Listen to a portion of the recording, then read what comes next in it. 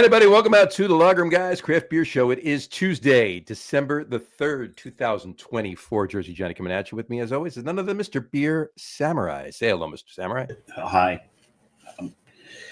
I don't know if I remember how to tie a tie. Give it to me. I'll do it. Here. It'd be really good if I had one sitting here. If we planned this beforehand and I had one sitting here, I would have done it was just sitting here on my desk for reasons. And it's funny because if you look in the business world, no one wears ties anymore. It's just a suit jacket over a button-down shirt, no tie. Oh, there we go. Not even thinking about it. I was going to say, I'm watching you do it. You just didn't even think about it and you did it. That's a single Windsor, double Windsor. That's a half Windsor. Half Windsor. Half Windsor. The full Windsors, if you go around twice. You got to go around twice and then go through the second one and come down. Yeah, so you got to do this way, then through, this way, then go around, all the way around. Yep, and then up, and then up, and then down, through it. And then, of course, your tie's only this big because. Yes. And there we go. There's the full Windsor, yeah. Yeah, the full Windsor. The full Windsor usually, if you shape it properly, the knot is bigger than what's left of the tie. Exactly. Anyway. Full Windsor. It's like, you tie your full Windsor wrong, you actually had a full Nelson happening. So yes, I see what you did there. I see what I did there. So it's very Aussie of you. Well, I try. Ozzy, not Ozzy Osbourne. Ozzy and Harriet. Ozzy and Nelson, yes. Okay, well, we'll leave that alone. I'm done with that. Yeah, I think it should be. Hey, happy National Peppermint Latte Day. Happy National Peppermint Latte. I know you like your peppermint lattes. You get one at least a year, right? Yep, I do. And I don't have one. I haven't done it yet, but in honor of National Peppermint Latte Day, I'm actually going to have a peppermint bark Ghirardelli. Oh, I've got some like what are the round ones from Belgium? There's a couple peppermint ones out there. Mm-hmm. Yeah, those things. These are fantastic. These are good. But yeah, I have a Hardywood peppermint stout, which is actually one of my favorite peppermint stouts. It is really good. I have one down in the fridge too. So. I'm not a huge peppermint fan. Period. These are really good. So good. But I was gonna save that. And drinking Hardywood on today's show might be redundant. This is very true. But that's foreshadowing. The other day, what I mentioned is National Green Bean Casserole. Happy National Green Bean Casserole Day to those who celebrate. There's many of us that don't. I don't particularly like anything that the first thing is to open a can of soup. Oh no! You see, I know that's the traditional way, but that's the traditional way. There's other ways to make it that are much better. I'm aware, but when you get the green beans, the cream of mushroom soup, and the jerky fried potatoes on top, that's to those who love it. No offense, but I consider that kind of that's a trailer park side dish. Fair enough. My mom loved it, and she did live in a trailer. She had a beautiful double wide. There you go. But anyway, I've never been a fan of that, so I don't celebrate. But there it is, green bean casserole day. There it is, green bean casserole day. Perfect. I'm thirsty. I am too. I have my beer right here, ready to go. I have mine right here. And my glass. And my glass matches my shirt. Very, very, very coordinated. But we'll sort of. We'll explain why I'm drinking out of a burial glass and wearing a burial shirt in a moment. Yeah, I did not have any burial. I had one dissolver, but I'm saving that. It's a. I hope you're saving. Is that one of those for like the big beer show at the end of the year? Oh yeah. So they do that stuff. Exactly. So let's bring the guests on so we can drink. Let's bring the guests on so we can drink. Let's do that. Please. Welcome to the show, Mr. Don Tse, the Don of Beer. How are you, Don? I am excellent. How are you? Very good. How is Canada right now? I live in Calgary. It was that's in Canada, right? Yes, Celsius. Our high yesterday was minus 13 degrees Celsius, but today is plus 5. So we went from, I'm guessing that's around 10 degrees Fahrenheit. I'd say about 10 to about 30, 40. 40, yeah, 40. That's a good swing right there. We were 30. We got down to 24 last night. I think today we got up to 34. So you're actually warmer than we are. Yeah, look at that. Yeah. Yesterday, not so much, but today you're warmer. Yeah. We discussed when we had was it Aslan on the show? We were discussing temperature. Yes, yeah. We were actually warmer that day than he was up in Vancouver. Yeah. Yep. Or the other way around. No. Oh no, I'm sorry. Yeah, you're right. He was actually warmer. Yeah, exactly. Yeah. But what we're saying is, Fahrenheit measures how water feels. Celsius measures how humans feel, and Kelvin measures how electrons feel. And I read that once. I'm like, that makes a lot of sense. That was too serious for me in the beginning of the show without a beer in my hand. Then why isn't there a beer in your hand? That's your own damn fault. I mean, it is. Don, do you have a beer in your hand yet? Yes. I do not. I am drinking chamomile tea with lemon. We forgot. He has turned into a health nut. He's at the gym all the time. What are you lifting now, Don? I've been very weak lately, actually, but I'm still in the middle of my work day. That's why I'm drinking. Yeah, that is true. It's only 4:45 right now. Yeah, up there. So, gotcha. All right, Samurai, what are you drinking? This is something you brought back from me about 15 years ago. Is it an IPA? Because he likes to save those. It's from Providence Brewing Company. It's called India Point. It is their porter. Right. India Point is like the very northern point on the Narragansett. Yep. It's right kind of when I go to Providence, I stay the Hilton right there. That's where I stay. Yeah. Right next door to Narragansett. Yep, right next to the Narragansett Brewery. That's recently opened. About a year and a half, 2 years now? About 2 years now, yeah. Yeah, about 2 years. So it's good to have Narragansett Brewing in Rhode Island again. It's always good to have the brewery from the brewery that claims to be from Rhode Island actually exist in Rhode Island. Yeah, it'd be like Iron City, brewing somewhere in like Virginia or something. Right. Exactly. So how is it? I'm waiting for the head to go down because it got a little active. I'm gonna have to clean the floor before I let the dog back in. Infection? I don't think so. No, that the foam cap there was quite. Yeah, it's very airy. Yeah. No, there's no one. No, I don't think there's any infection to it. No infection? No. Throwing a mild bit of cola, so there's some oxidation in here, definitely. Oxidization. I mean, it's only 6.4, so that's expected. I forget when this was canned, though. It couldn't have been canned any more recent than, and I think it was canned when I was actually there. I think he canned it like the day before, 2 days before. It was the beginning of January this year. So yeah, I know. Yeah, it's almost a year old. Mm-hmm. So it's got the appropriate age markers on it, I think. Gotcha. So, but the roast is still there. The roast is still shining through around the cola, which is weird. It usually replaces. So, but I'll take it. Well, that works. What are you starting off with, John? I am going to start off with one of my favorite beers from Vermont of all time. Not like this is the beer you need to get kind of thing. It's just like a what's the word I'm looking for? Classic, standard, traditional kind of whatever. For this time of year, anyway, it's seasonal. He was complaining about being thirsty. I think he would have had it poured already. Yeah, I would have. Yeah. That would be Long Trail Hibernator.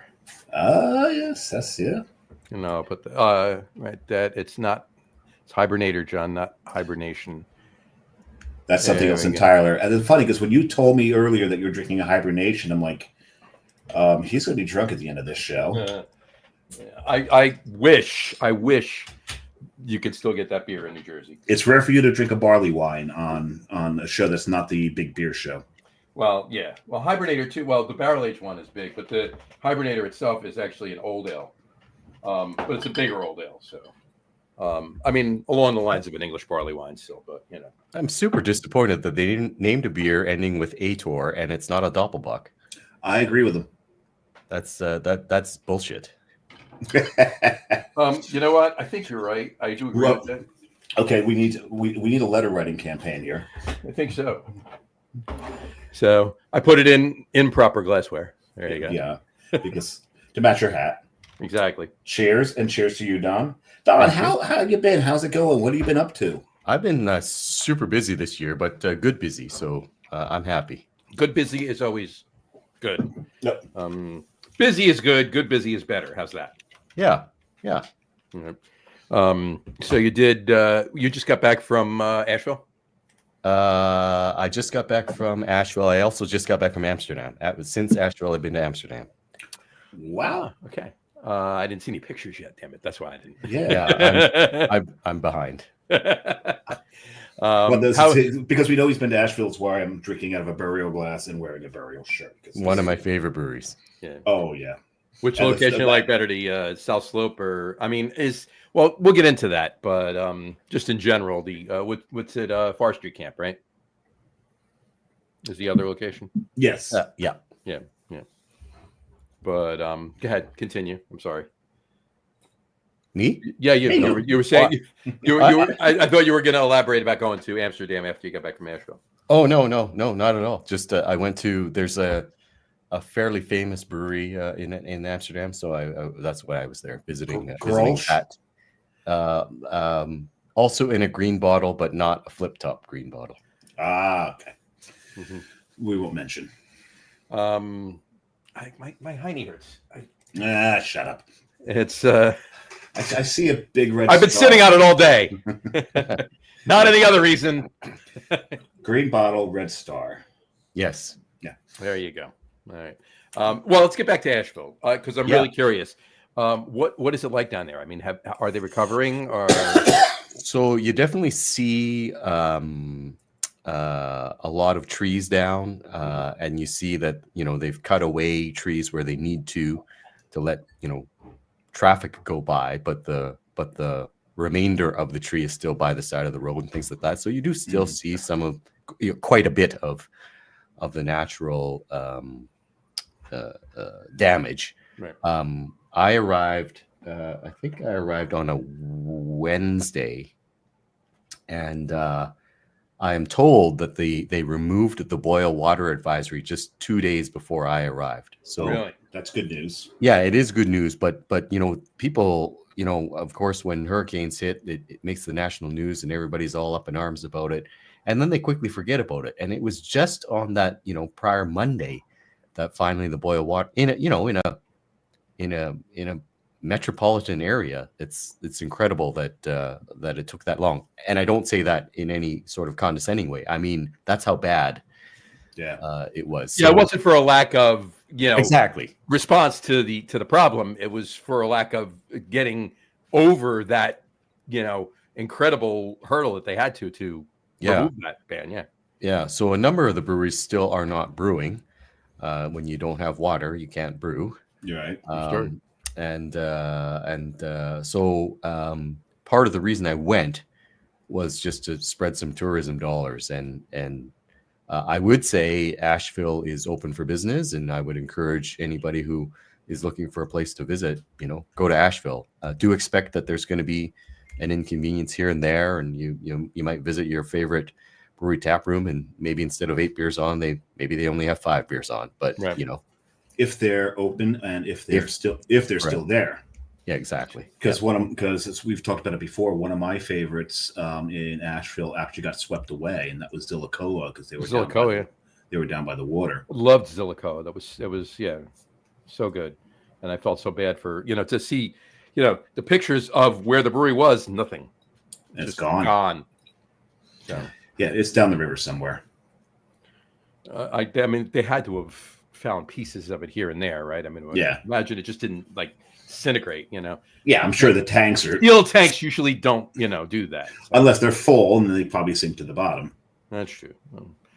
But in any event, so they are recovering. They are recovering. Well on their way. Gotcha. Were you at any did you go by high wire down by where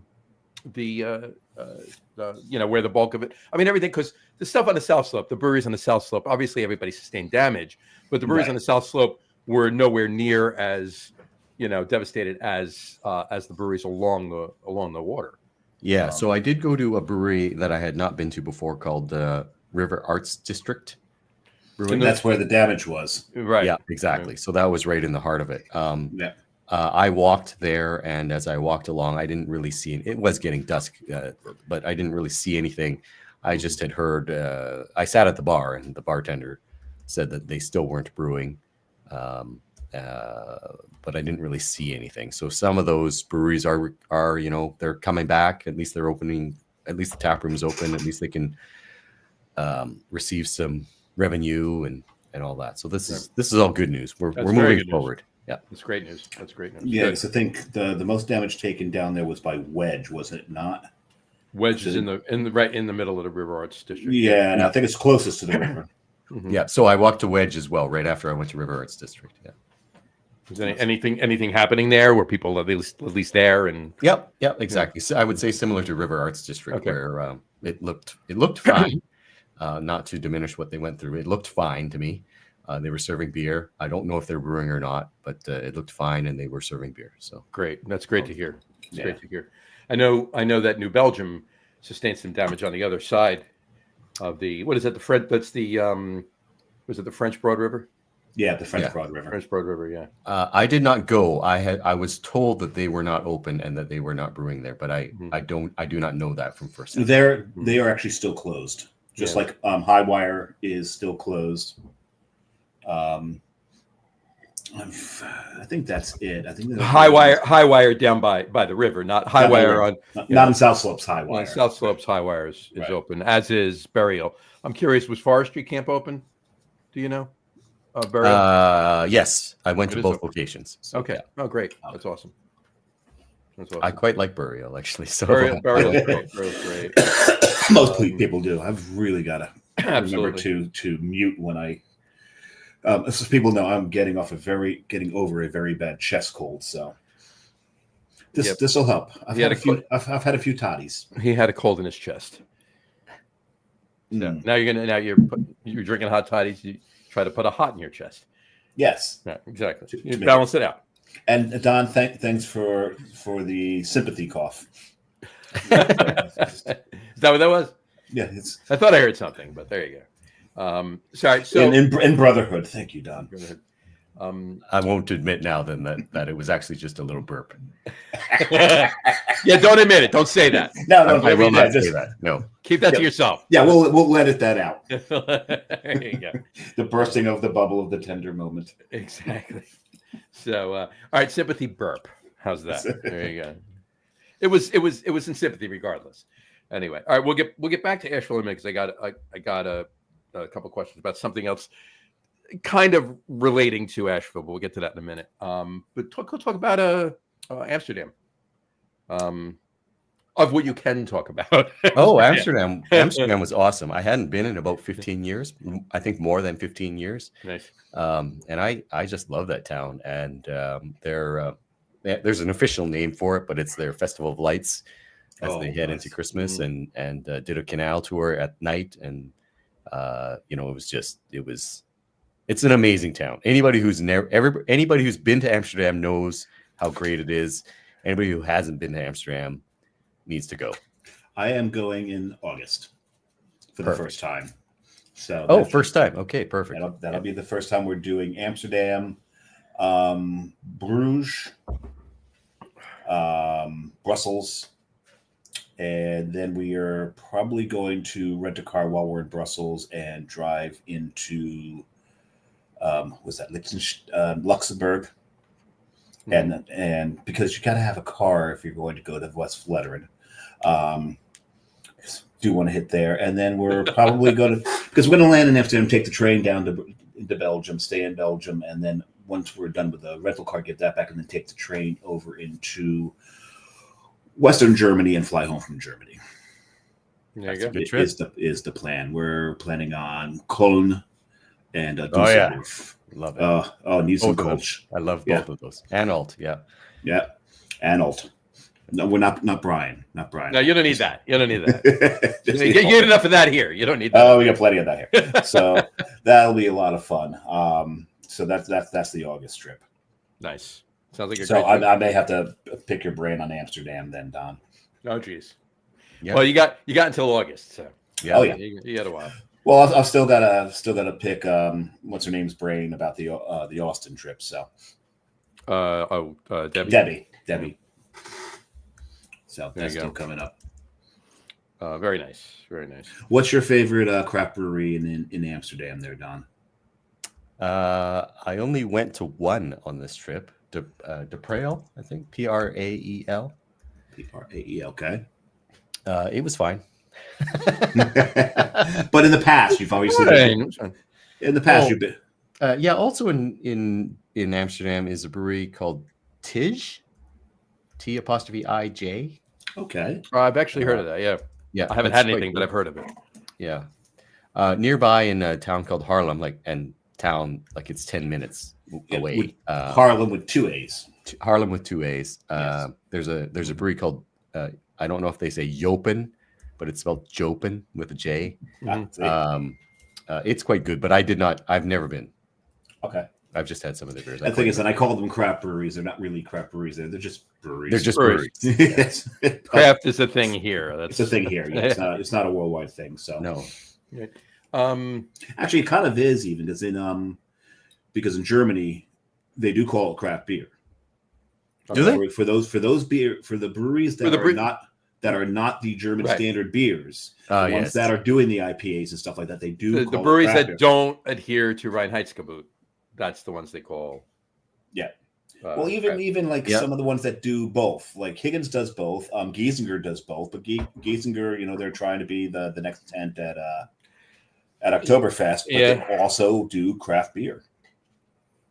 Right. So it's interesting. Anyway. Interesting. Cool. Very nice. On that note, I got a question for both of you. Your opinions. Now, I have my opinion. I want your opinions. I was reading a post in one of the big groups, one of the craft beer community or Beer Drinkers United or one of those groups, and somebody had posted something regarding. You know what? It might have even been a more local group, but either way, somebody had posted something about. They were talking about Bourbon County, right?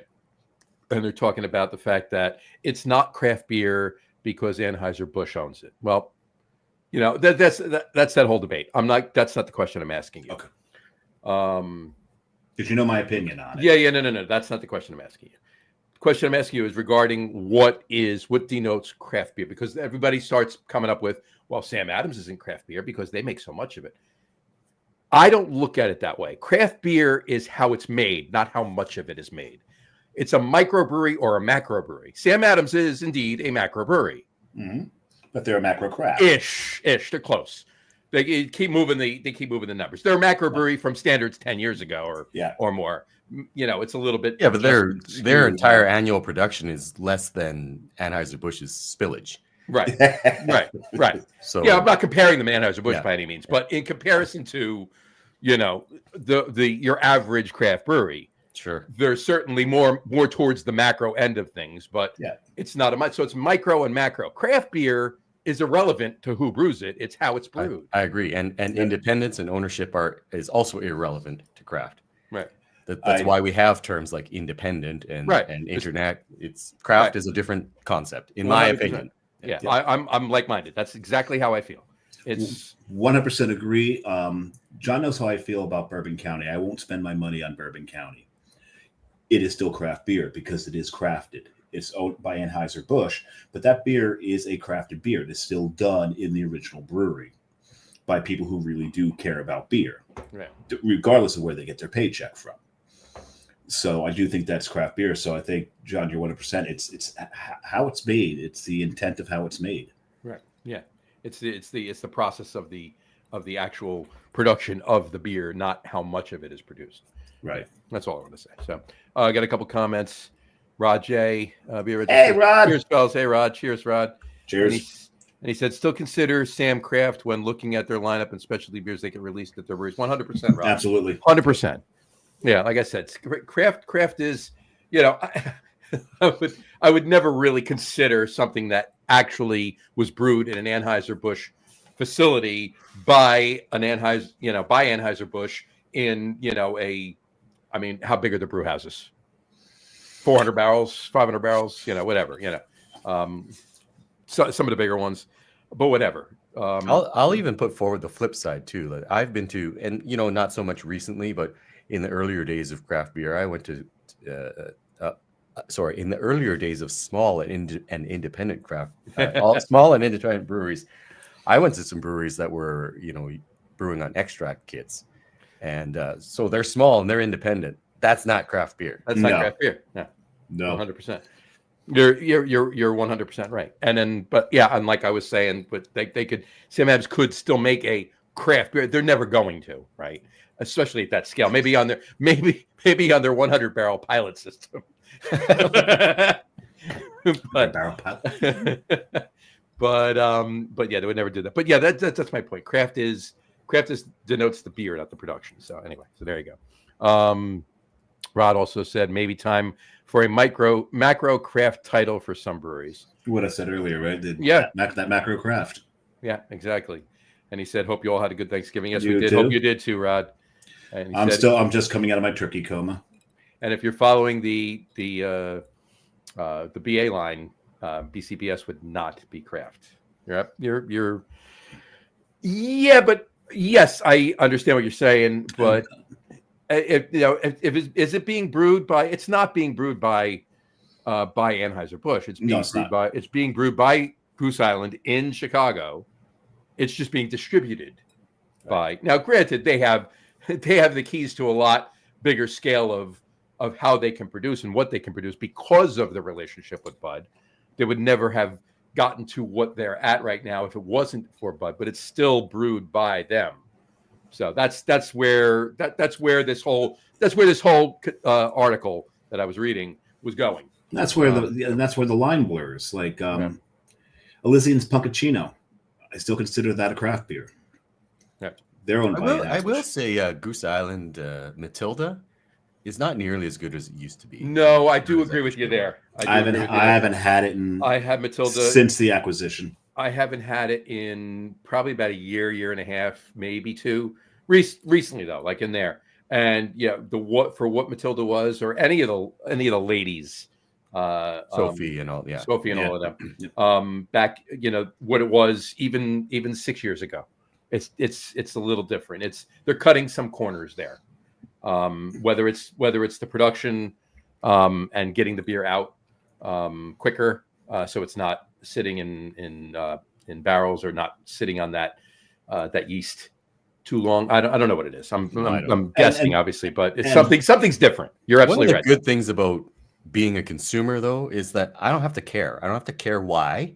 I have money. I can spend it on Matilda or not spend it on Matilda. Sure. And I don't want to spend it on Matilda anymore, or I could spend it on Bourbon County or not spend it. And Bourbon County is a little bit rich for my blood, but I mean, it's a delicious beer. If I had the money, I would spend my money on it. Yeah, exactly. To finish up Rajay's comments, he said Sam Adams does have some small batch craft beers, but you have to be at the brewery to see those. I'll talk about one of them in a little bit. But yeah, you're absolutely right on those. One of my favorite Sam Adams beers you really can only get at the brewery, or at least they might have changed that since I had it there. But yeah, it was one of the ones that were brewery only. It's the ownership that kicked them out by the Brewers Association. And Yuengling is still considered craft as well. Yes, it is. Yuengling is still considered craft. That's where that one. So that's where I can see both sides of it. I think Yuengling might still be considered craft for a couple of reasons. I get it. Yeah, it's the oldest brewery. Right. It's beloved. Mm-hmm. But the size of some of the breweries that are making Yuengling, especially outside of Pennsylvania. Right. Yeah, the facility down in Florida is huge. Yeah, is massive. Yeah. So the second facility they have a few miles away from the original facility is pretty big. Not as big as the one in Florida, but it's pretty big. So I think Yuengling itself, I don't really consider it a craft beer, but some of the the stuff you get at the brewery. Again, this is what I'm talking about, though. I never really considered it a craft beer per se, because I didn't look at it as one. But if the Brewers Association is considering it a craft brewery, because they're not using rice, they're not using fillers, they're not using all of that, right? They're actually making beer. They're using corn in a lot of their beer. Of course, we know this, right? But they're using ingredients that are acceptable to make craft beer. It's just a larger scale, and that's where the line blurs. do we call them a craft brewery? I say, well, yeah, you kind of gotta, right? Because it's craft beer per se, right? Does any other industry care? No. Like, I mean, when I go see a movie, I enjoy the movie. Do I care if it's made by an independent producer? I mean, some people love independent films. Some people are really on that, and actually do only care. watch indies. That's it. Yeah, I don't know. I don't. I'll watch an indie. I'll watch a Hollywood. I like good movies. That's what I care about. It's got to be good. That's my point. Yeah, I want something good. But to Don's earlier point, drink what you like. Yeah. If you like it, buy it, drink it. Right. What do you care what it's called? Right. Yeah. Well, that's just it. And it's usually, I mean, Yuengling almost every year comes in. What Sam Adams is usually number one on production on the. I think Yuengling first, and then Sam Adams. It's Yuengling and Sam Adams. Yeah. They flipped up a couple of times, but maybe that's. I know I've seen Sam in the top spot a couple of times. It might not have been recently, but. But the question: are we going to get to the point where we're going to have such a strict definition of craft beer that America will have its own Reinheitsgebot? Doubt it seriously. Anyway. That's a little crazy to think. It has to be organic lactose. Oh boy, a few breweries going out of business. Exactly.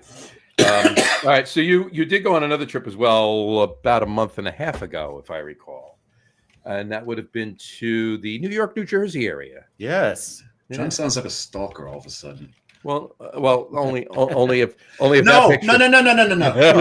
You can't show that. Well, it's International Say No to Selfies. Oh, I forgot it is. You're right. Happy International Say No to Selfies Day. This is such a tough day for John because he is a selfie. Well, it's not really just a selfie. It's a picture of me and Don, and look, and a tiny little sliver of John Hall.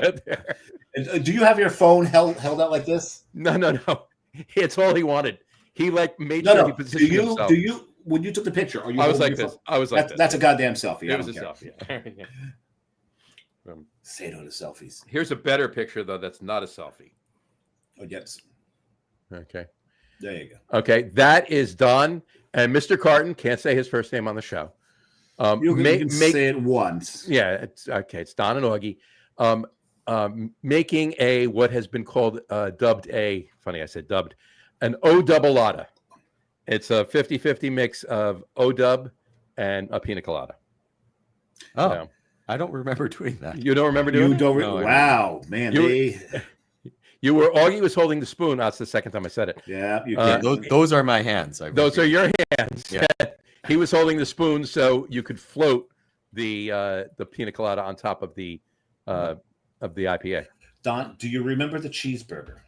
I do remember the cheeseburger. Okay, good. Then you're okay because that is one of the greatest cheeseburgers on the planet. Is the cheeseburger at Barnacle Bill's? Yeah. Oh, yeah. I'll say it again. Thanks for the invite.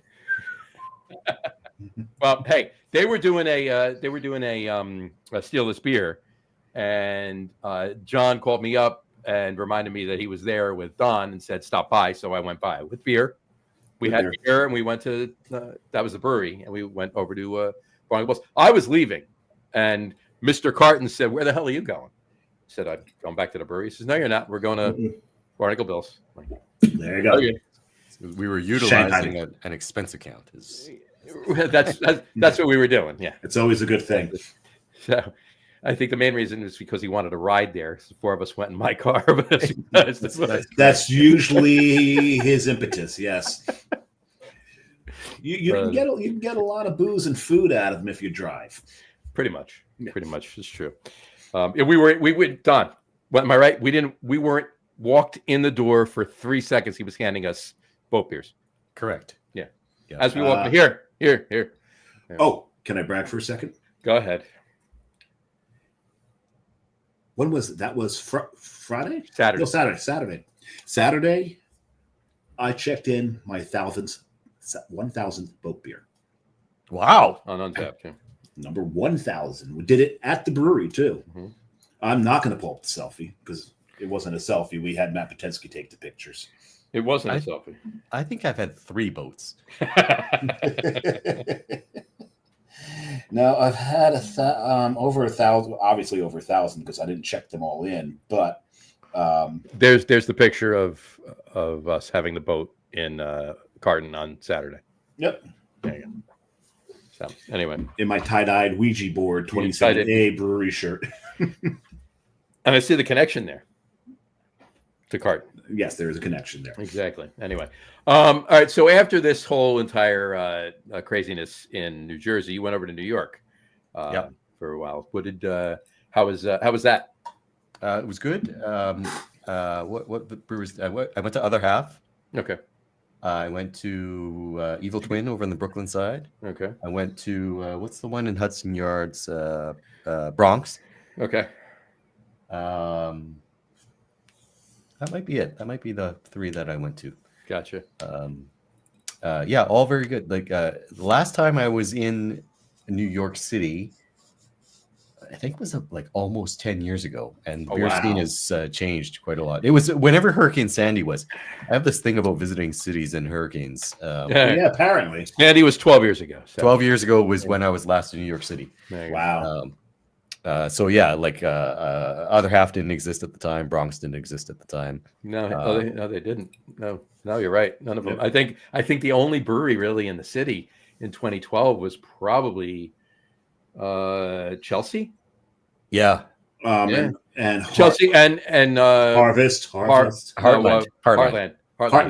That's Heartland. And Kelly Taylor was brewing for Heartland at the time, and brewing with him at Heartland at the time was Chris Kuzma. Back then, too. That's right. Right. Yep. So now Manhattan only has the one brewery, Torch and Crown. Yep. Yeah. Well, no, they have the Bronx is in Hudson Yards. Oh, there was another. Oh, that's right. That's right. They opened in Hudson Yards. I forgot about that. I went to an outlet of Thalia, Talea. Mm-hmm. Yep. And they were quite good. I had never heard of them. And, their beer was quite good. The one by Prospect Park. Yes. Yeah. Yep. Yeah, I've been to that one. While you were over there, you were, because that's right. I mean, there's a bunch of breweries right around there near Prospect Park. I think Gowanus right there. Wild East is over there. Strong Rope has their original location right there. Yep. And Threes Brewing is right there as well. And there's a Finback. And a Finback's over there as well. Yeah, you're right. Yeah, they have a location there too. Almost like kind of angled off of Strong Rope across the street. Yeah. Yep. Yeah. Only a matter of blocks from probably like 8 or 10, but that whole area where they are is only about like 6 or 8, maybe 10 blocks away from Prospect Park. In Gowanus right there. So in 12 years, I'll go back. There you go. Look at all those breweries. There we go. Absolutely. And there'll be hopefully a bunch more. We'll see. Absolutely. I know we just got to get the younger generations to drink more beer. Oh yeah, stop drinking seltzers and RTDs and why are we arguing about craft when people are drinking seltzers and RTDs? I know. Yeah, stop fighting within our own ranks. Right. Exactly. You know what I mean? Yeah. Exactly. Beer is beer. Beer is beer. Exactly. Don, I know you got to go. You're gonna bail out because you got work you got to catch up on. But I want to ask you before you did. I wanted to jump back to Asheville really quick. Did you get down to Sierra Nevada? I did. Yes. You did. Did you get Sally Drippins? Yes. In fact, that was the main. That was the main reason to go down. Yeah. So I did have Sally Drippins. My first time ever. They've only been doing it for 3 or 4 years. I've never had it. Actually, I think they said they started doing it before COVID, so they've been doing it at least 4 years, maybe 5 years. I think it was the year before COVID, so I think it's 5. I think this might be the 6th year they did it. Maybe. Yeah. I've been literally wanting to get down there, and I just this time of year is just insane. I just can't go down there. You know. So some general observations, and for those who don't know, Sally Drippins, when they take Celebrator out of the tank, they leave the dry hop bags in the fermenter overnight. Just as a practical matter, they don't have the manpower to empty them till the next day. These are enormous. These are whatever 4 stories. Tiny little Muslim bags. These are enormous. So people have to go up to the top. They've got the roof, like that's by the top. I mean, outside the roof of the building, 4 stories up. They got to take the bottom of the fermenter off. These cylindrical continental fermenters, they can actually unbolt the bottom, and they got to take these bolts off. All of which is a side point is to say that they leave the hop bags in the fermenter overnight. A little bit drips out. A little bit of Celebrator continues to drip out. They collect that from all of the batches of Celebration that they make, and that they batch it together, and that becomes Sally Drippins. So what was interesting to me, because I'm a nerd, so I do these sorts of things. I got a Celebration and I got a Celly Drippins, and I had them side by side. And of course, the ABV is the same because it's the exact same beer. It doesn't actually ferment anymore. It's just a much more intensely hopped version of Celebration. Celebration, for those who don't know, they change the hops every year, so you can tell those differences much more in a much more obvious way with the Celly Drippins. But the thing that blew me away, that I can't get a good answer on, that I've asked multiple people, is the Celly Drippings was lighter in color, noticeably lighter in color. Now explain that one to me. Noticeably lighter in color. Noticeably lighter in color. Wow. Huh. That is Interesting. quite interesting. Unless hops are kind of they're not a clarifying agent. No. Well, it wouldn't be clarifying, wouldn't matter the color. Yeah. SRM would be the same. Well, and then, as Sierra Nevada has obviously access to centrifuges and stuff. So I was thinking like maybe more yeast matter comes out, clinging to the hops, but the Celebration would be centrifuged anyways. Yeah. So there we go. That's the mystery I will leave your. Well, maybe that's it. Maybe Celebration is centrifuged, and the Celly Drippins is just they're not going to run that amount through a centrifuge. Oh, I see. So it's got yeast particulate in it, so it's reflecting and yeast particulate and hop particulate, so it reflects a little more light. But was it hazy or hazier? I wouldn't say it was hazy. No, I mean it wasn't crystal clear, but I wouldn't say it was hazy. Okay. Interesting. I mean, that could aid to it. Yeah. Anybody who has further thoughts on this, my email address is don@thedonofbeer.com.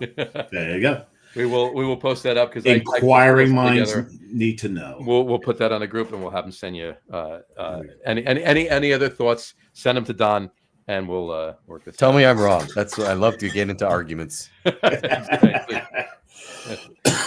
All right, gentlemen. All right. Thank you very much. Right. Thank you so much, Tom. You got it, Don. Thanks for coming on. I'll talk to you soon. I'll talk to you before the holiday gets here. But hopefully you had a great Thanksgiving, and we'll talk to you. We'll talk to you soon. All right. Thanks, guys. Got it. Thanks, Cheers. Don. Cheers. Bye. Well, on that note, I'm going to open my second beer. I'm going to open my second beer too. And while you open your second beer, I'll put up Rod's most recent comment. He said, "I'm assuming the I before the LOL was not intentional."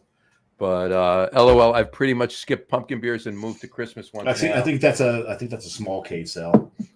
I think he doubled the L while he doubled the L. I got you. Fair enough.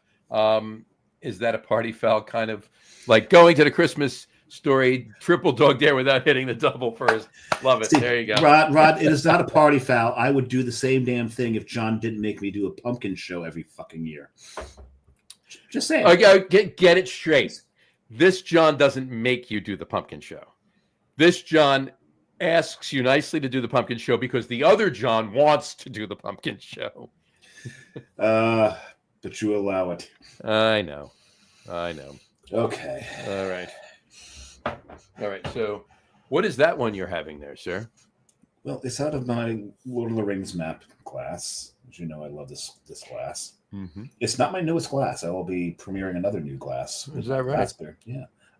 This one is from New Belgium, and it's been a while since I bought something from New Belgium. Me too. So I was happy to see this come out because, we've talked on the show before, some of those OG craft breweries, we just, we won't learn that lesson from Anchor. We've got to still support them. So when I saw something from New Belgium that I'd never seen before, right, was that I got to get this and I got to try this. Holy fuck. Oh, this is good. Is it? Mm. Now, did you buy a single bottle? Did you have to buy a 4-pack? No, I've got a 6-pack of it. A 6-pack? A 6-pack, 12-ounce bottles. Interesting. It's called Oak Spire. It is a bourbon barrel ale. This is a collaboration with Four Roses. Wow, that may be why it's that good. Because Four Roses. Well, I mean, I love Four Roses. I love Four Roses too, and everybody always dismisses. I mean, the small batch and the single barrel, they're amazing. The regular Four Roses is decent bourbon. It really is. It really is. It's just because of the price point. Don't let it fool you. It's a good bourbon. Is it as good as a single batch or even the small batch. No, it's not. But it's good in a pinch, especially a mixer. If you're doing old fashions, buy a bottle of Four Roses. Go for it. And I've been to that distillery. I love Four Roses, especially the single barrel. Yeah. This tastes like bourbon, as if bourbon were beer, not just bourbon barrel aged. If bourbon were beer, this is what it would be. Mm-hmm. And Rod is saying, any difference on this year's Oakspire versus last year's? I didn't have last year's. I didn't see last year's. I'm not sure that last year's made it into New Jersey. If it did, it didn't go. It didn't make it into my usual haunts. And John knows one of my usual haunts. So if I didn't see it in that usual haunt, it probably. Do you say your usual haunt, like Stan Musial? Stan Musial, yes. No, my usual haunt. I was gonna say. That was funny because I could have sworn earlier you said Muslim bag rather than muslin bag. I'm like, oh no, I think I put an N there. Yeah, I think it was Muslim bag. It sounded like Muslim, but okay. It wasn't a Muslim bag. You can only put halal hops in the bag. But halal only, yes. Exactly. Anyway, no, this is really. And I wish I'd had last year to be able to answer you, Rod, to tell you if there's any difference between them. The only thing I would like a little more body out of it, but I don't think that's the point of the beer. The point of the beer is to really deliver this bourbon flavor and to have like a thinner, almost as you can see the color here, we're looking at like an amber. Yep. We're looking at an amber ale for the most part. And I think it's a conscious decision to have it at this body to let that bourbon come through. I'm really enjoying this. It's like I got a glass of bourbon. I got to tell you something, folks. For those of you that don't watch all that often or listen all that often, ask the people that do, because other than when we have a guest on asking Dave questions about the beer he's drinking, he never talks this much about a beer that he's drinking. It's rare. It's rare. So he must like it. Yeah, no, I really enjoy this. This is really good. Roger said, I do believe it was at Roger. I'm sure he meant Wilco. Yeah, probably. Because I don't know the store Roger Wilson. I'll go if there is one. But Roger Wilco last year in Jersey. Damn autocorrect. That's what that is. That's what that is. Yeah, Roger Wilco in New Jersey last year when I got it. Could be mistaken. It may very well have been. And Rod, I mean, it's the same in every. Well, Roger Wilco's down south, right? Yeah. Roger Wilco's down south. Yeah, Wilco, damn autocorrect, exactly. They're in South Jersey, Camden, County, Gloucester County, and across. There used to be one in Ventnor City. There's not anymore, but it's South Jersey. Still south. Yeah, so they've not made it all the way up here.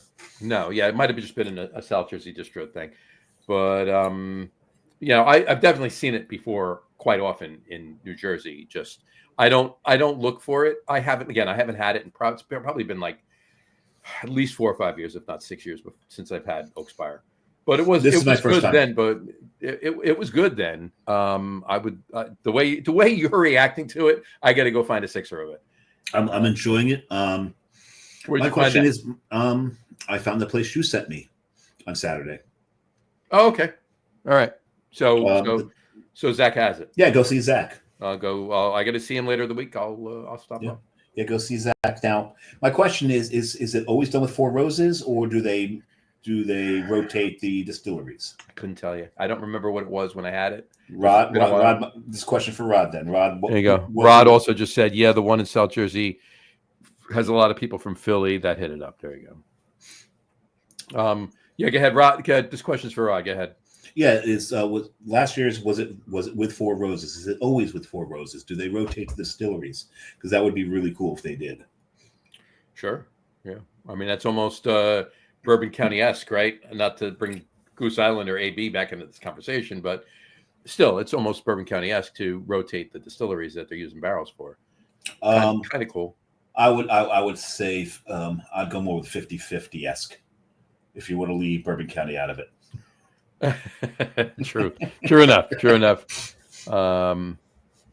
Whatchamacallit? He goes, and Doug Smith just commented, what's the place in Boonton Dave lives. I mean, he's not Freeman wrong. loves. No, he's not Well, wrong. you do live there. That is true. But yeah, you live there a lot more often when you lived right there too. But that's besides. It actually was on my commute. All I had to do was jump off 287 and get there, and that's this place. I always get the official name of the place wrong. It's Liquor Outlet Wine and Spirits. Yeah, I just call it Boot and Liquor Outlet. Yeah, I mean that's fine. Many people just refer to it as Blow, BLO. In the name of the business. There's no. There's no suck. There's no suck. That's why we. No. There's no Boonton. It's just in Boonton. It's Liquor Outlet Wine and Spirits. Yeah, there's no Boonton's not in the name whatsoever. On my invoices, it says Liquor Outlet Wine and Spirits. Well, it's Liquor Outlet Wine Cellars on Google, by the way. Wine Cellars. There you go. And the thing about this place is that their beer selection. And he did say love. There you go. The beer selection's fantastic. Fantastic bourbon selection. Their spirits are really good. They've really got a good wine selection. Mm-hmm. But the best part about the place is you can't beat their prices on pretty much anything. True. If there's something I'm having trouble finding, I make the trip out to Boonton. And they have it. And they usually have it. If they don't have it, I know I can't get it for the most part. It's rare. This is true. And Rod J just said, Four Roses recently, the last few years, they had used Knob Creek as well. I do remember the Knob Creek. Okay. Now that you say that, I do remember the Knob Creek. I don't know. I just don't know when that was. It's got to be at least 5 years since I've had it. It could be 6. And he said they also had previously done an Oak Spire Old Fashioned version years ago. Never had that. That's interesting. That really sounds interesting. Interesting. Very interesting. Cool. My beer, my second beer that I'm half done with already. Yeah. What you got there, Jim? I went for one of the. You had it already. I brought back your beers and one of our switches or whatever. It's Treehouse Enduring Belief. It's the rye lager. Such a good beer. Yeah, it's very, very, very tasty. Nice, great rye notes. It's a nice lager.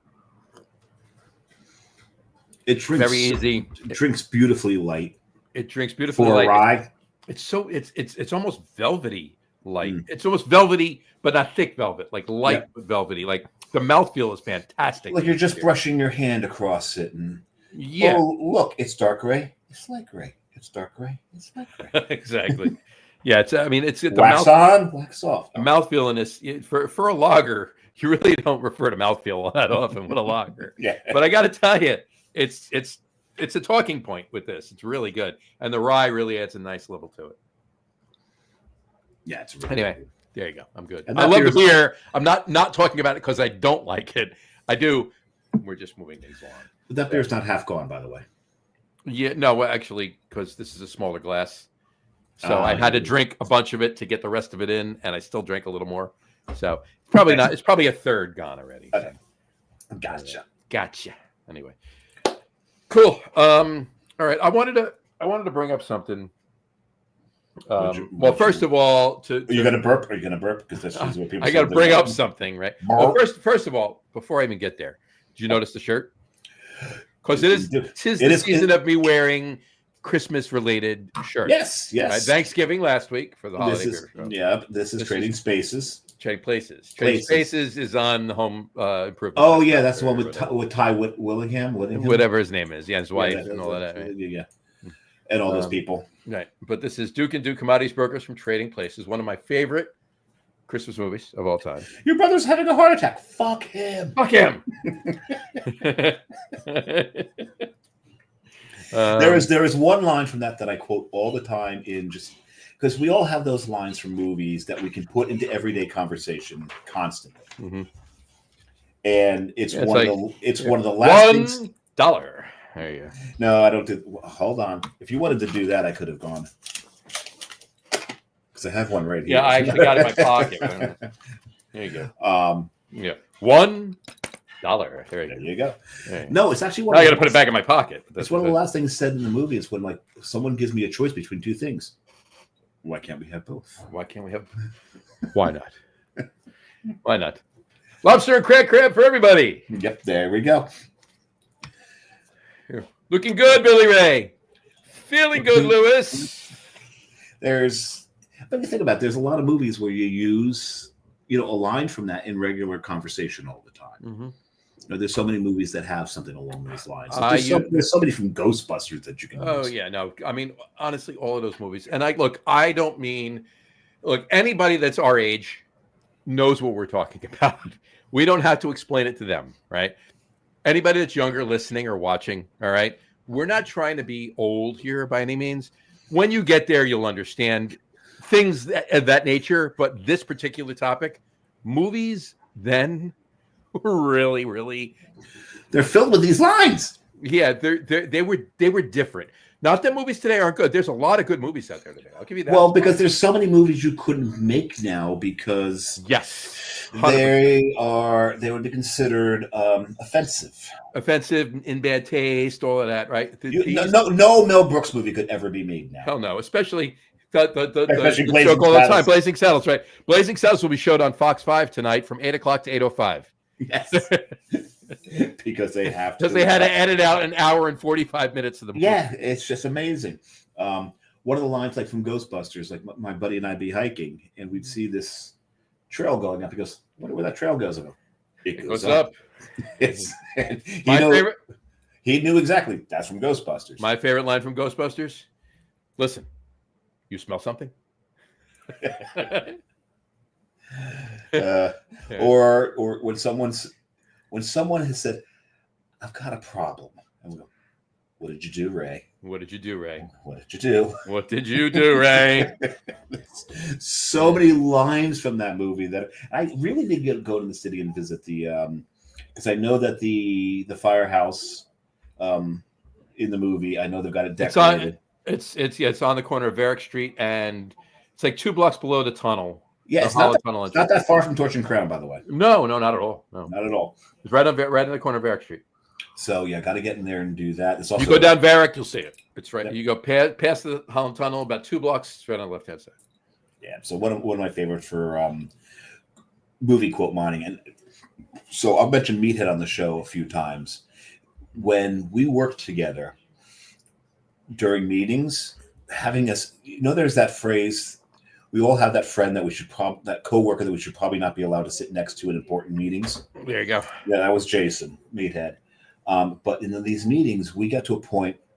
We did do the meow, by the way. We did the Super Troopers thing once, and it's funny because finally one of the managers was like, "Did you just say meow?" And someone else just lost it because they knew what we were doing. But we would do movie quotes in it all the time, and finally it got caught on that that's what we were doing. We were answering every question with a movie quote. Everything that came up. Right. Like someone, and here's another one I've used from Ghostbusters where, someone said, "Well, we want to do this, we want to do this. Dave, what do you think? I love this plan. I'm proud to be a part of it." I'm proud to be a part of it. and only like 2 people at the table got the joke. But it's Miller time. Eventually, everyone realized what we're doing. And at one point, for no reason whatsoever, the director, the person who runs the building goes, "I don't know about that, but tonight we bowl." And we all just kind of looked at her. We're like, "We're not going bowling tonight." She's like, "Oh, come on. I'm trying to participate in the fun." What are you doing? She goes, "It's a movie quote." Like, from what movie? She's like, "Grease 2." Like, yeah, see, the whole point is other people have to have seen the movie. See, I will admit, I knew what that was. That's pretty sad. Anyway, but yeah, no, we've done things like that where we've done whole meetings, just everything replied to movie quotes. I've also done the whole meeting on September 19th talking like a pirate. Yes, you've done the whole show on September 19th talking like a pirate. Yes. So, but as far as this movie goes, Trading Places. Yeah. So many lines from this movie. Mm-hmm. So many. But the one that I use literally all year long. From literally all year long. With specific people. I don't just do it randomly, right? And of course, I do it. I specifically do it all day on, heading up to New Year's and New Year's Day, and that's Merry New Year. And that is a shirt that I will wear that I wear every year on the Big Beer Show. So there you go. There we go. It's coming up. There will not be a beer shirt on me until probably the Smoke Beer Show or the week before that. January. Yeah, shit. Anyway, yeah. So, all right. So to finish up with, oh wait, we got a couple comments here. Let me throw these up really quick. Rajay said Mel Brooks did do History of the World Part 2 last year, but hadn't watched it still. You know what? I haven't seen it either, and I'm scared to. I think I'll be disappointed. No, you know what? It doesn't matter too. It doesn't matter because for me, I never let anything detract from what I like. It's still Mel's humor. It's still Mel's humor. He's older. What is he? 130 now? I mean, God bless him. He's basically turning into yogurt. Right. Right. I mean, the character and the breakfast, the product. Yeah. But in any event, I do. You're right. We should. You know what, Rod? We should do a watch party podcast. All right, we're gonna watch it together on a podcast. And But the thing is, we need to make it somehow or another. Figure out to make a drinking game out of it. Oh hell yeah! Well, I mean, that just kind of goes with the territory. Though, right? Oh, of course. Rod also said at one of his old jobs, they had a cafeteria and their crew would always be laughing. And HR told our manager that they would love to sit with us because of the fun we had. They had no idea we were playing. Fuck, marry, kill. Love it. Well, my favorite thing that I used to do in the cafeteria, one of the guys that I work with had been a Marine. And, once a Marine, always a Marine. Just ask Jim. Yeah. And God bless him, Semper Fi and all that. But what I would do to him was just so cruel. Because if he was being a bit of a jerk, because he could be a bit of a jerk, because he's now a state senator, I would just look and go, Marine, first rule of order. He would jump up and he'd get to about 12 words into it before he'd look at me, stop and go, fuck you.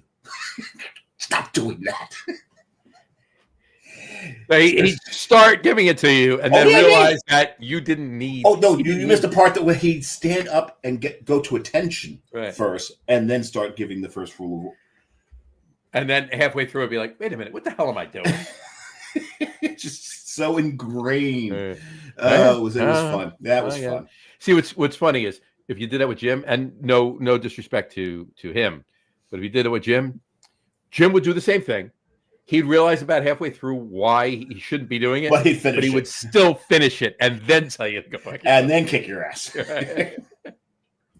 So, Rod also said, "Who's been putting their cools on my cools on my rug?"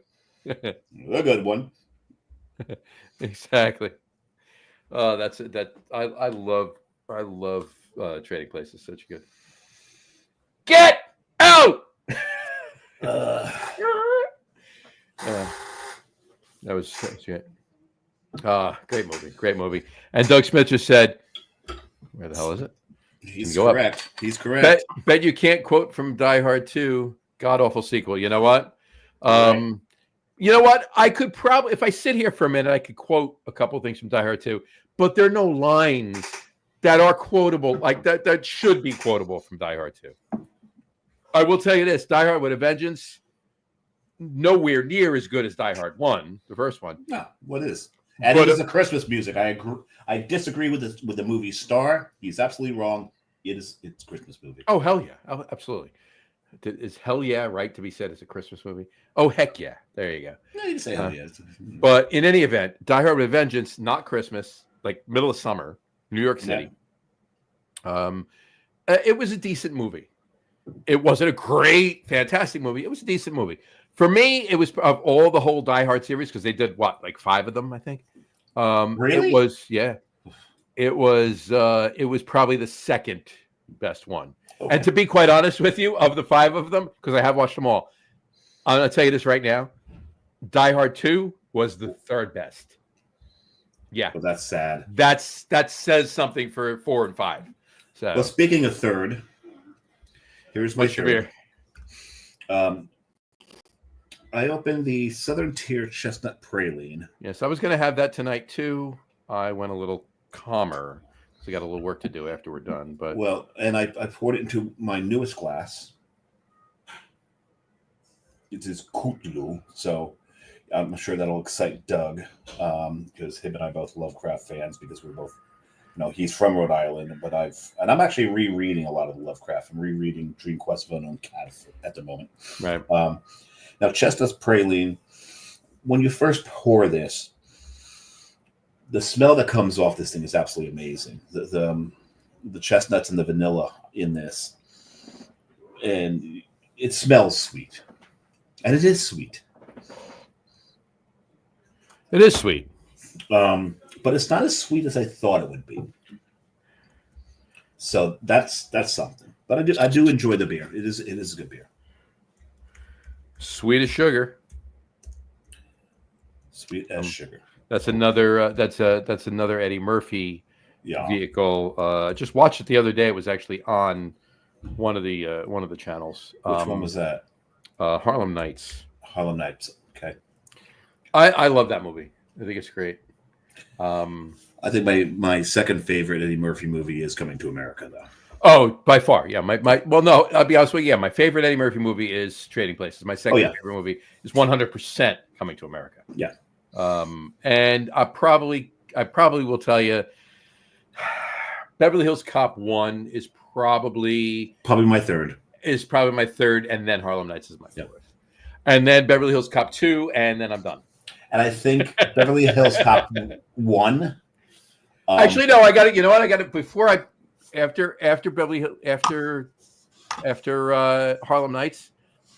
Actually, before Harlem Nights, I got to put in 48 Hours. Oh yeah, I almost forgot about that one. But I think in Beverly Hills Cop, I love Beverly Hills Cop. My favorite scene in Beverly Hills Cop is when Bronson Pinchot goes off. Oh yeah, and the thing is, the fuck out of here. He ad-libbed the whole damn. That was thing. all ad-lib. That was all that whole. It was absolutely. So Eddie Murphy was smiling. If you watch that scene, Eddie Murphy he's cracking up. Yeah, that was completely ad-lib. Oh, he was amazing. A lot of stuff that Eddie did in that movie was ad-libbed. Oh yeah, and it's just that one scene, Bronson Pinchot stole the scene away from Eddie. Hard thing to do. I'll tell you this really quick. Do you know who was originally supposed to do that movie? Supposed to be Axel Foley in the movie? No. Sylvester Stallone. Oh, that would have ruined that fucking movie. It wasn't supposed to be a comedy. It was supposed to be an action movie. I'm so glad they came to their senses and got Eddie Murphy to do that. And I don't know who the producer was or whatever, kind of saw the possibilities of a comedy action movie and knew that it wasn't going to work with Sly, and actually got him to do Cobra instead. So he went and did Cobra, and they brought Eddie Murphy in. Judge Reinhold was cast in that movie before Eddie Murphy was. Nice. Because Judge Reinhold was going to work with Sylvester Stallone.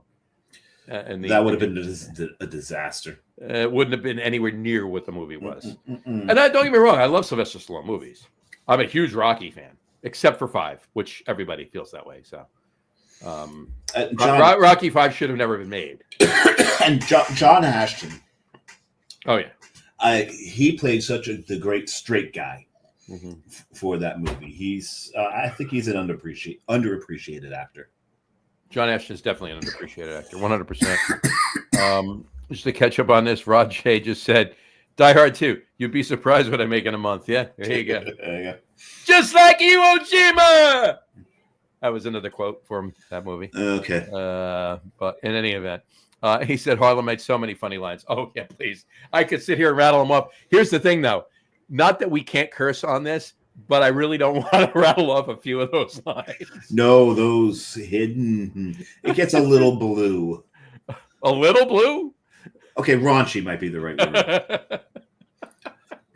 word. Blue aspires to be that color. Right? And then he said, technically, Raw and Delirious are movies too. Very true. Delirious I saw on HBO. Raw I saw in the theater. Nice. Yeah. So, hey, Norton. Hey, Norton, when I bent over, you know the rest. Yeah, you know that everyone knows the rest. There you go. And then he said, no, thank you. I take the 0. Exactly. Those would be top, but then get into Trading Places, 48 Hours, Beverly Hills Cop, Harlem Nights, and Life. But for families, the first Dr. Dolittle. There you go. Oh, that was a fun movie. I'll tell you the story. Back in, it was probably 97 or 98, somewhere in there. And I'm driving. I had a friend of mine had a recording studio in Englewood. Right.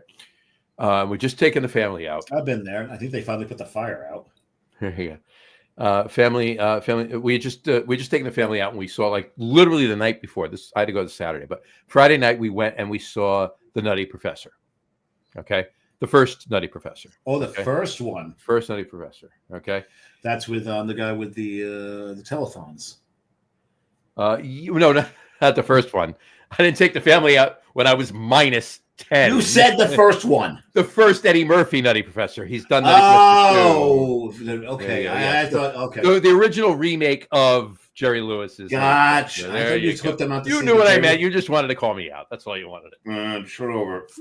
I never do that. Never.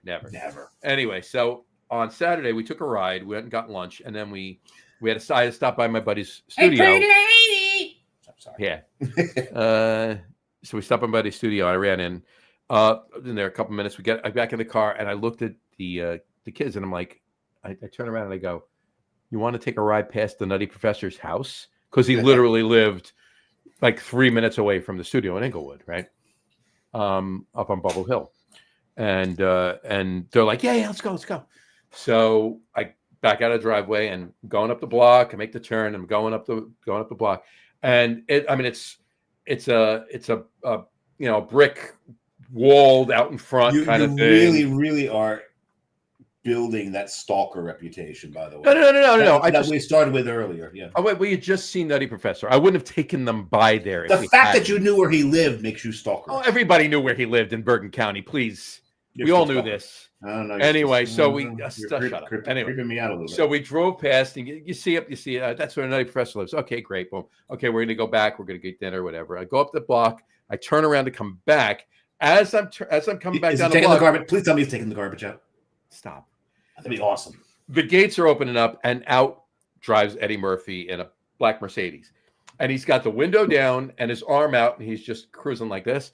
And my son looks at me and goes, "Daddy, it's the Nutty Professor! It's the Nutty Professor!" I was like, we didn't say anything to him. I just passed him, like, right. It was pretty funny. I mean, I couldn't have planned that any better. That was really good. So Stalker. I am not a stalker. I just know where famous people live in New Jersey. Yeah, and drive by their houses. I go see their movie and go drive by their way, houses. This was almost 30 years ago. Okay. So, all right. Anyway. And he I don't mean Eddie Murphy, I mean my son. He probably doesn't even remember that because he lives in Dallas right now and he's going to be 36. So he probably doesn't even remember it. Anyway, he said, "Do you consider Lethal Weapon as a Christmas movie? It tends to get skipped over, I think, with many, but the first is at Christmas." You're right. The first Lethal Weapon is at Christmas. However, I don't consider it a Christmas movie. And I think the reason I consider Die Hard a Christmas movie and this one not is the MacGuffin of Die Hard is the fact that it's a Christmas party. The whole thing that the reason that they've chosen this day is because, Christmas Eve is because it's a Christmas party. Right. And everyone's guards are going to be down and all of that. So Christmas actually plays a very large role in it. Whereas in Lethal Weapon, it's very easy to forget that Christmas is a part of it. Right. It's just I think a minor backdrop to the movie. So I don't actually consider that one a Christmas movie. You're 100% right. You hit the nail on the head. It's a minor backdrop to the movie. There's a couple of scenes with some decorations and stuff like that, but it's really not even talked about throughout the whole movie. No. Nope. Right. It really isn't. I mean, other than the fact that in the one scene with Amanda Hunsinger's father, that Danny Glover was in the war in Nam with, he's drinking eggnog when they're in the meeting, right? Just subtleties here and there. That's it, right? And at the end, obviously, there was, I forget what song it was. There was a Christmas song played at the end as they're walking in the house afterwards, when Danny Glover invites Mel Gibson in the house, and they walk in, and he brings the dog in afterwards, and they go in. There's a Christmas song played. I forget which one it was, but really, that's very, very subtle references to Christmas. So you hit the nail on the head. The whole entire premise of Die Hard was the fact that it was a Christmas party. And he was going out there for the Christmas party and for Christmas and to, reconnect with his wife for the holidays. And it was all about that. But Lethal Weapon, it was a side thing. So I get it, but that's probably why it's overlooked. Yeah. Right.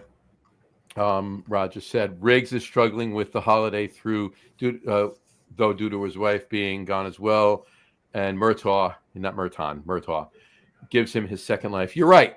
I mean, it's maybe it's not as insignificant as I made it out to be, but it's still not a common thread throughout the whole movie. No, I don't think.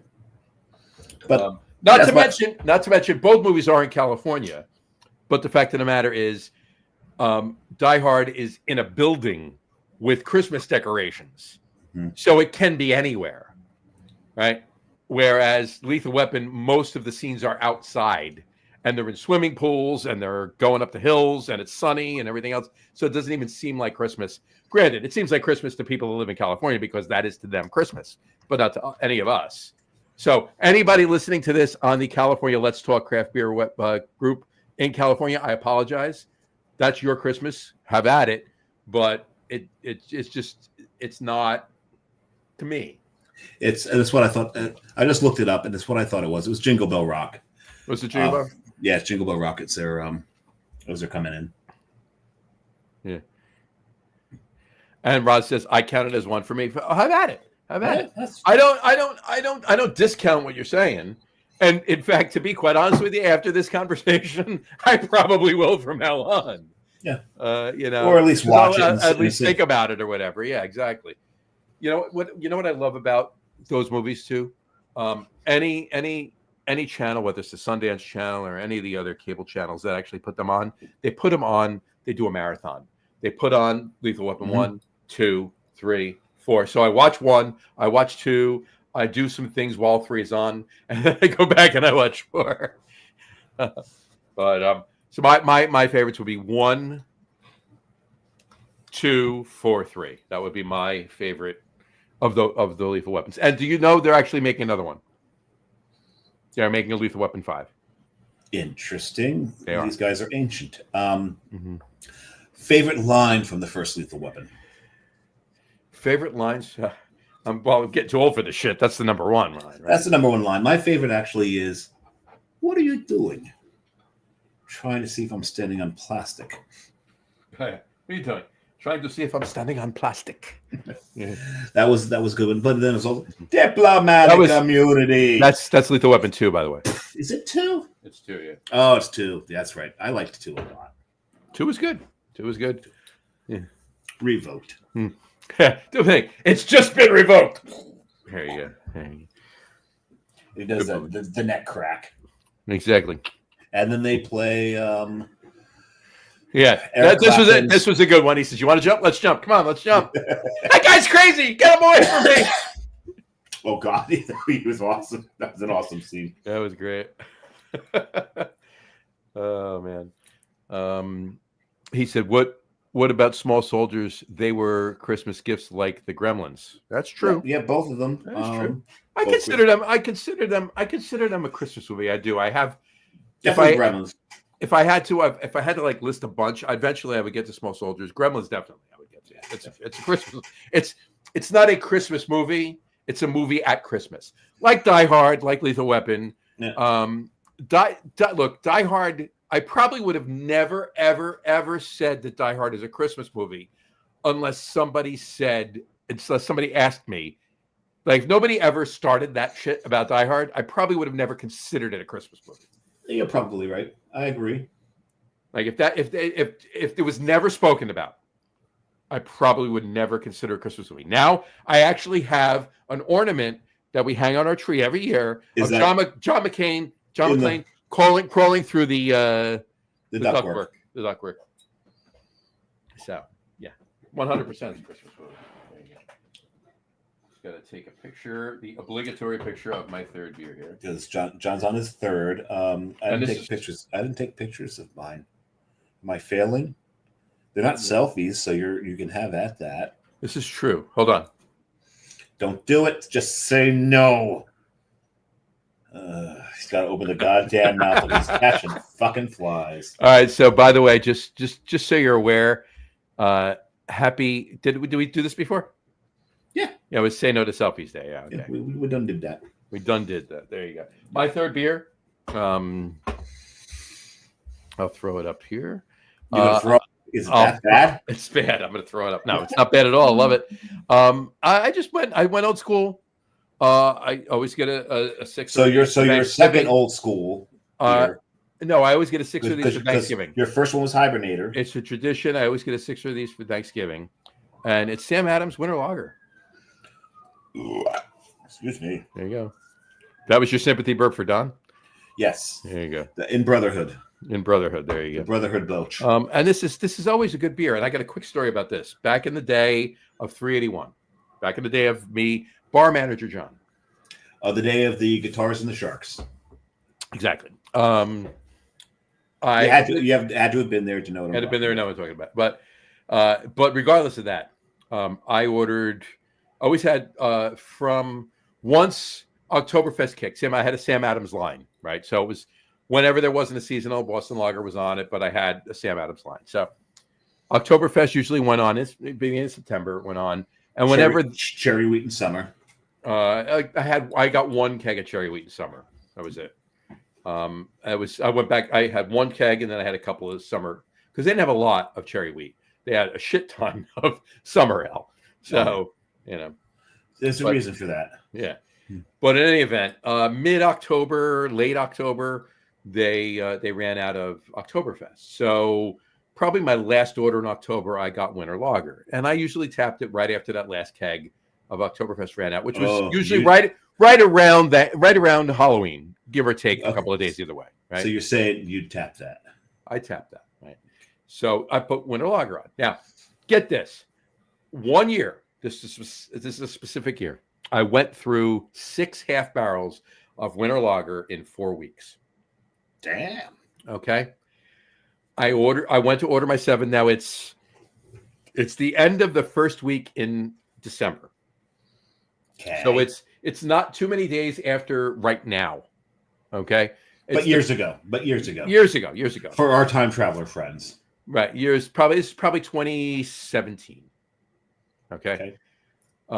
And the end of the first week in December, I went to order another keg of Winter Lager because I'm out, and they told me they're out. There's no more Winter Lager. The spring seasonal is out. Would you like some Cold Snap? Okay. Now it is December 6th.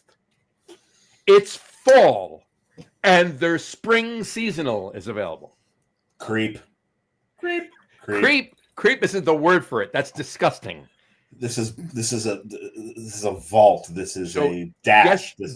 Guess what? I didn't have at the bar for almost 2 months. A Sam Adams line. Sam Adams line. That is correct.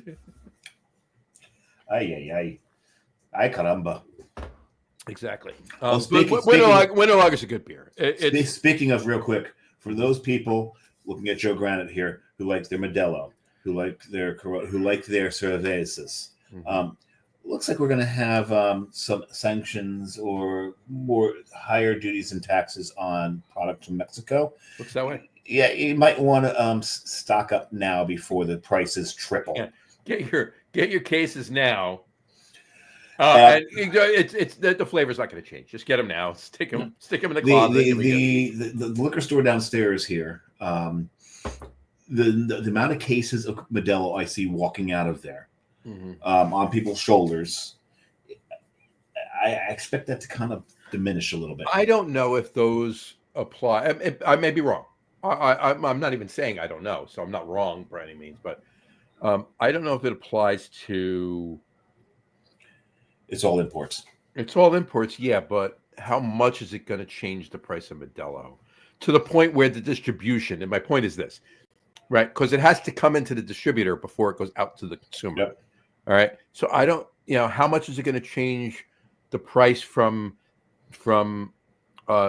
production to distribution, from the distribution to retail, and then from retail to consumer? How much is that? I mean, there will be some of that money eaten, right? So, bottom line. Wait a second. Distributors don't eat cost. No. You know this damn well. We're talking pennies here. Okay. Right. So there's not going to be pennies. No, it's going to go up. But the thing we'll see. Where I thought you were going to go with this is that the distributors probably have a very large stock in their warehouse. Oh, hell yeah. No. So it may not have a huge impact immediately. Depends on how they react. It depends on how they react to it, because we know what gas prices. Yeah, it'd be like with the toilet paper. No, it's not even the toilet paper. Toilet paper prices didn't go up. We know what gas prices, right? When gas prices go up, when gas prices go up, if the gas station hasn't gotten a delivery and isn't getting a delivery for 2 weeks, they're still raising the price of their gas. Yep. But when gas prices come down, they don't lower them until they get that next delivery. Rod's running. Rod's running? Yep. All right. And he said, so let's put it up. Oh, hold on. First he said, underrated Christmas movie. Ref. Absolutely. It's a great movie. Dennis is a genius. He is. And have a great night show. Have a great night and show, fellas. Got to run, but always appreciate it. Rod, I'm going to reach out to you tomorrow, and we'll set up a time to talk, because I do have to have that conversation with you, and then we'll set up a show for January. I'll reach out to you during the day tomorrow, and then just get back to me whenever you can. All right. Thanks for commenting in. It's always great, and love to hear the comments. Enjoy. There you go. Yeah. And Doug Smith just said, "Good thing American craft brewers are doing excellent lagers.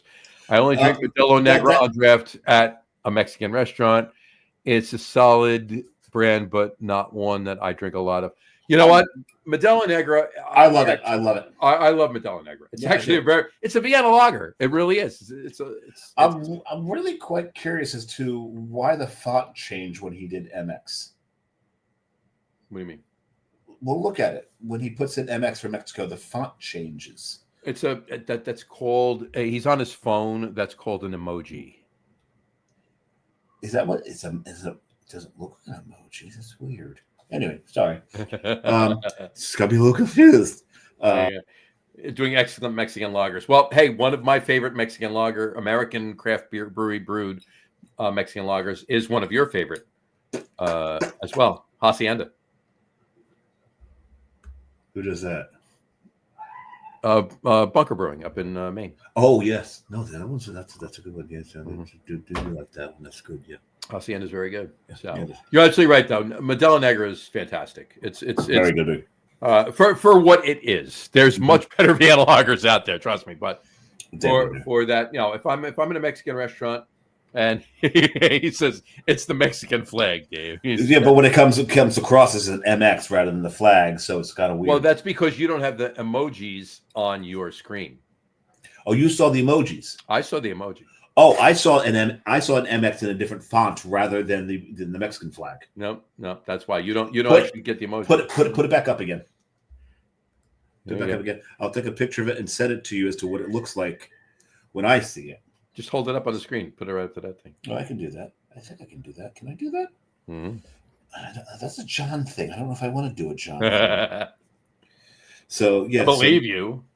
So this is, if we can get this to resolve, that's how I see it. MX Lagers. Yep, there you go. That's what I was talking about. You're right. That's so I'm not sure how many people see it that way. You saw it the way he saw it. Mm-hmm.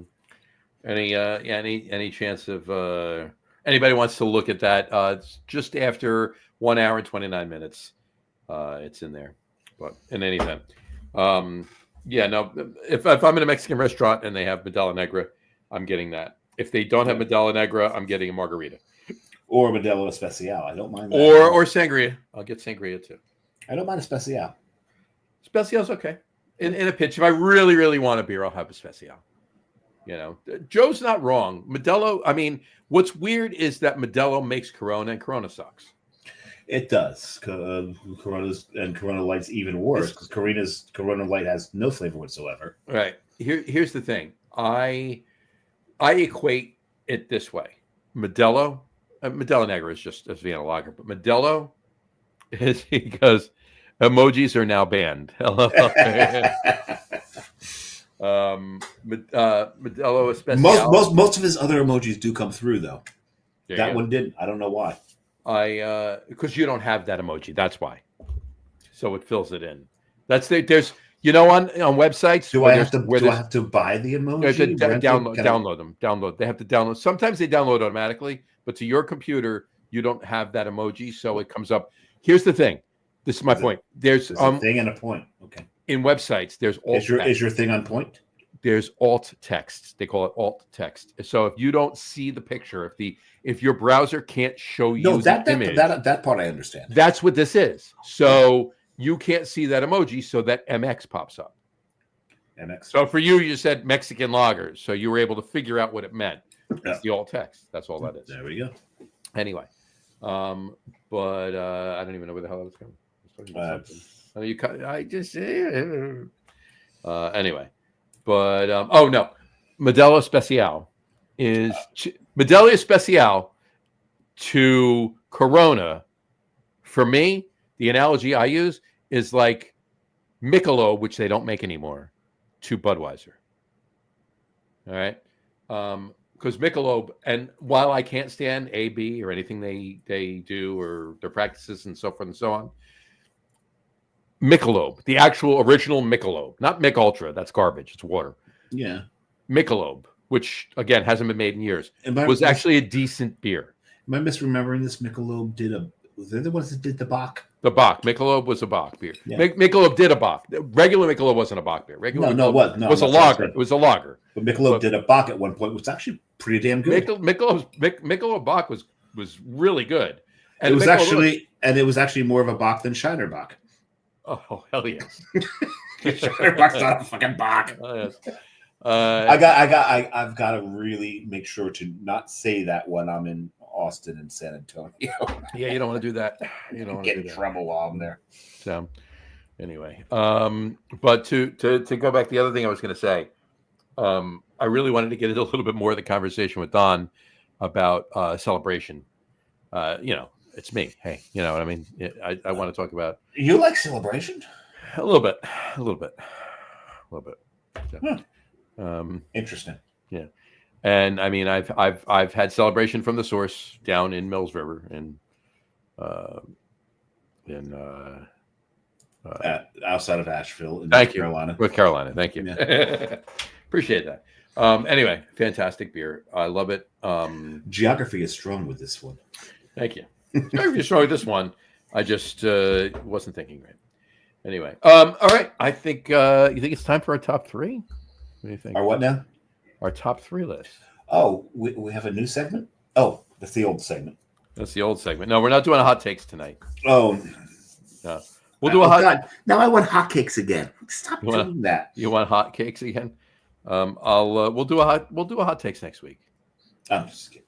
So we'll definitely do a hot takes. I already have hot takes prepared. We're going to do hot takes with Trevor? We could do a Pittsburgh hot takes. I didn't have hot cakes in Pittsburgh. Not hot cakes, hot takes. Oh, okay. All right, so let's do our top three list tonight. What is it? Top three Virginia breweries. Top three Virginia breweries. Excuse me. So the hard thing with that is that there is a massive concentration of fantastic breweries in Richmond. So trying to think outside of Richmond was the challenge here. But I'm going to give a couple of honorable mentions. And this one, everyone loves this brewery, and I used to love this brewery, but they went milkshake, and that's the answer. My favorite part about the answer is that it's behind Mekong. And Mekong is one of the most surprising, greatest craft beer bars in the country. So many great things you can get there, and the Vietnamese food there is fantastic. Fair enough. So they're kind of a honorable mention for me. Mhm. I'm going to start off with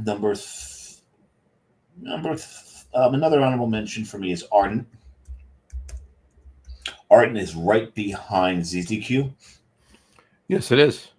So your number 3 is Arden? No, that's my second honorable mention. Oh, okay. My number 3 is Williamsburg Ale Works. The reason for it is if you get their normal 6-packs and their everyday beers, it wouldn't make my list. But when you look at their one-offs and the seasonals that they do, their barrel program, they really put out some fantastic beers in those programs. Fair enough. So I love them for that and some of the great stuff they do there. Number 2 is the Veil. I really don't have to talk them up. If anybody knows anything about Virginia beer, they know the Veil. I know I've got like at least 4 bottles in Brian's garage right now that I've got to go down there and pick up of some of their stouts. They make great IPAs. They make great stouts. And fantastic stuff. Exactly. My number 1 is Strange Ways. I just love the variety that they put out, the fact that they can nail so many damn styles. When you get into Richmond, there's not when I was there's not a huge lager game. They're really, they're very much into the IPA and the stout game. Mm-hmm. But Strange Ways hitting the notes on every style, and just the decor of the place in what's that section where all the breweries are, John? Do you remember? Scott's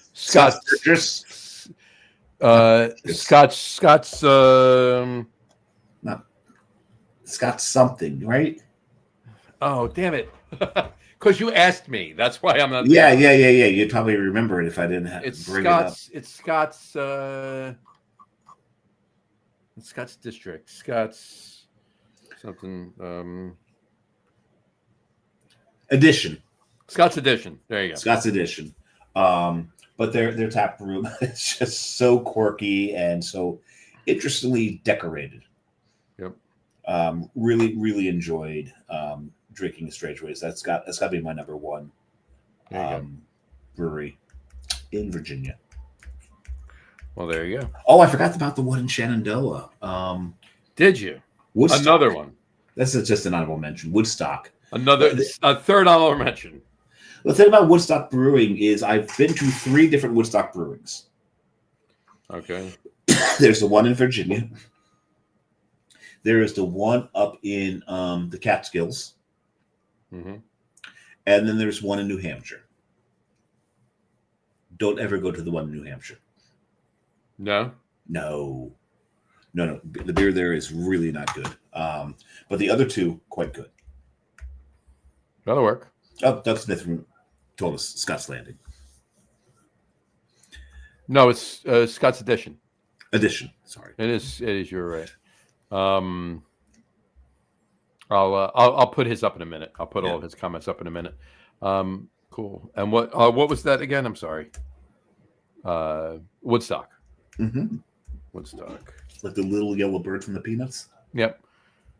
Anyway,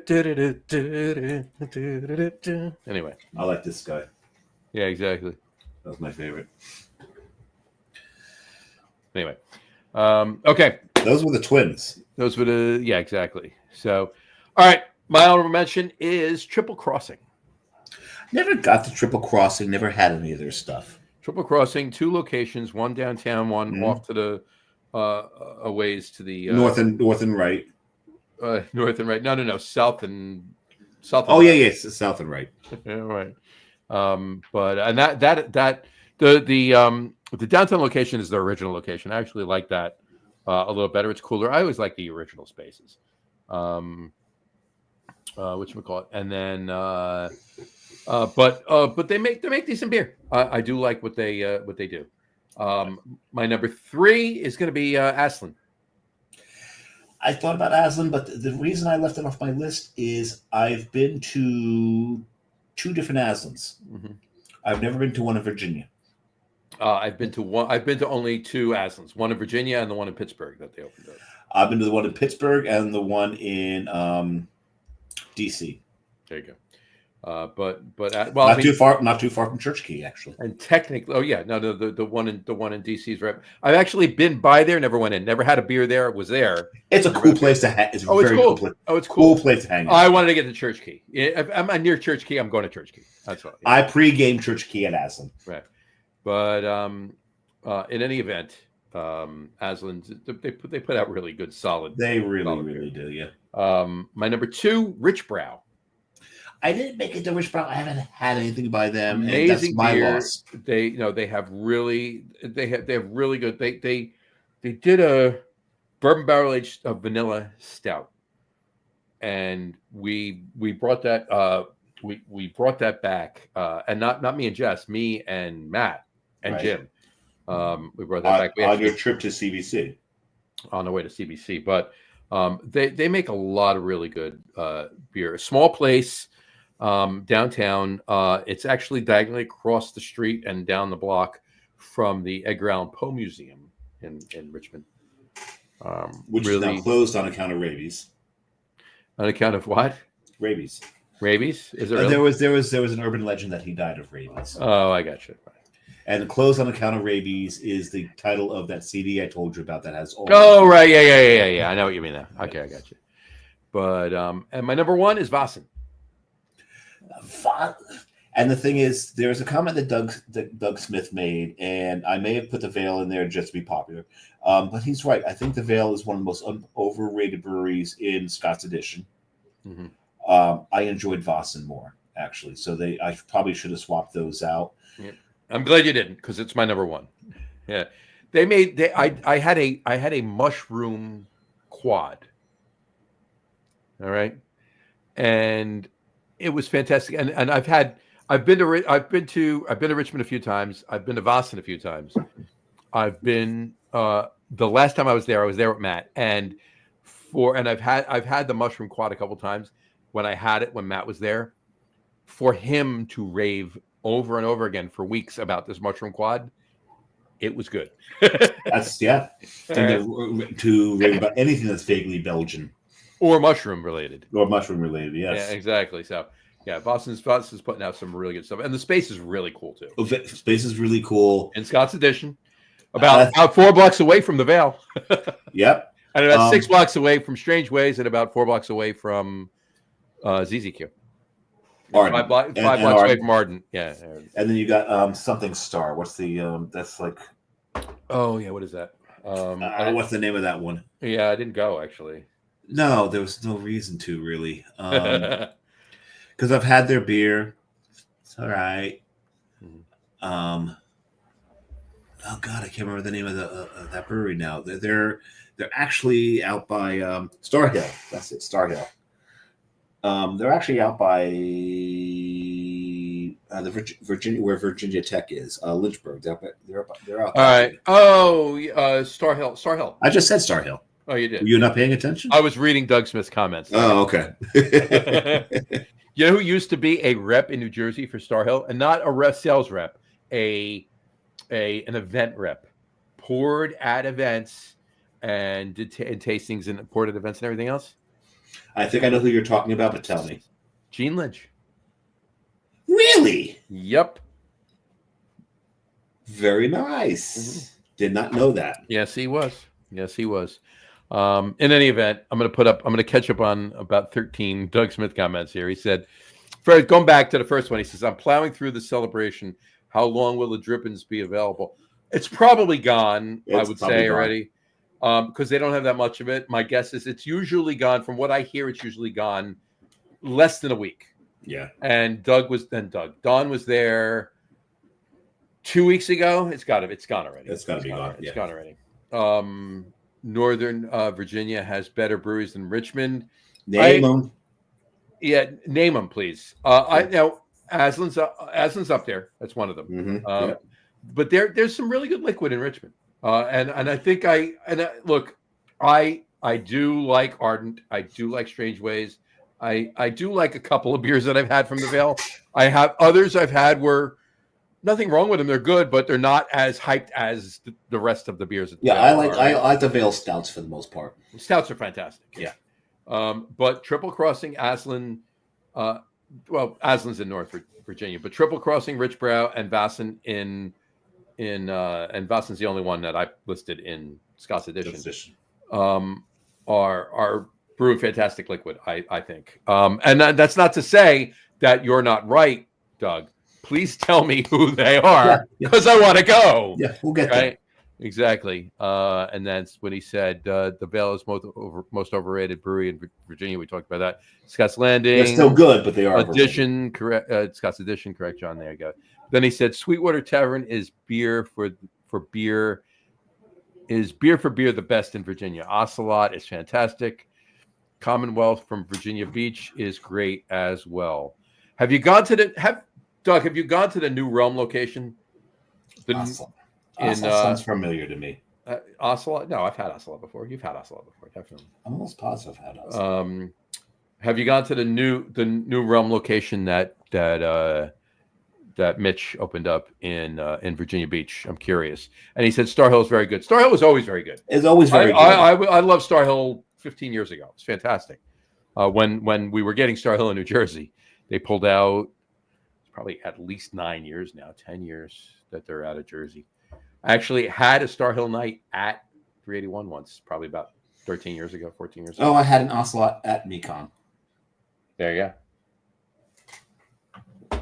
But yeah, do tell us what the breweries are up in Northern Virginia. In Northern Virginia, because I need to get there. Absolutely. Cool. And all right, Don. No, he doesn't have his. Sorry. He says, I have John put on. Not sure what that means. I have. Oh, he has. So he's answering a question. I'm just not. He mentioned me. He mentioned. I have, John. John Flynn. Okay. But he's mentioning me. Yeah. He's I have John Flynn. Right, but I'm like, yeah. What question did I ask him that he has? I have. All right. Sorry. Oh, Port City. You're right. Port City's very good. Yeah. Oh, New Realm. Duh. I'm an idiot. That's what I asked him. That. That's what. Okay. That's yes. What did you think? I thought he had Flint. I thought he had you. It's like I'm not here. I'm there. He has me. No, he has you. No, that's what he was referring to my question with New Realm. And what did you think of New Realm? And you're right, 100%. Port City. I've been to New Realm. That's what he said. Absolutely. What did you think of it? And you're right. Port City's fantastic. I do love Port City. 100%. That's a really good beer. I'm not sure if I've had any of them. Yeah, their beer is very good. So anyway, all right. So we got a lot of decent shows. By the way, if anybody's counting, I'm halfway through my second 12-pack of Celebration. Halfway through so you've had 18 of them. Well, I didn't drink all of them though. I have to. Okay. Disclaimer. How many did you have on Thanksgiving? I had. Well, let's put it this way. I had one yesterday. I had two on Sunday during football. I didn't have any on Saturday because we were out. I did some stuff and we were out. I had one on Friday, so that's 4.